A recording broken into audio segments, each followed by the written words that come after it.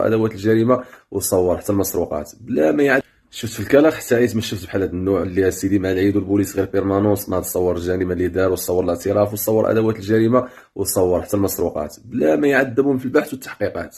لكن بعد انتشار الفيديو الذي يوثق حادثه اعتداء يوم عيد الفطر في منطقه النور لشاب وهو يعتدي على شخص اخر بواسطه السيف ويهدد بالصعود الى سطح احدى العمارات، أظهر رجال الأمن الوطني بمدينة تمسنا استجابة سريعة وفعالة، حيث تم توقيف الجاني على سطح العمارة مما يعكس حرصهم على الحفاظ على الأمن والاستقرار داخل المدينة.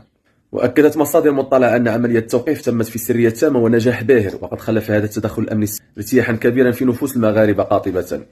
واش عرفتي شحال من تهمه عنده؟ محاوله القتل مع سبق الاصرار والترصد، الضرب والجرح والسرقه وترويع المجتمع المدني. عاد الفيديو اللي داير كاعترف والسب والقذف وحمل السلاح الابيض. صراحه كنت كنتسنى نشوف الصالون ديالهم في شوف تيفي، ولكن ما عطلوش صحاب الحال وكان الرد سريع. هذا خاصو اقل شيء ان تتم متابعته بقانون الارهاب باش يكون عبره لاي واحد سوى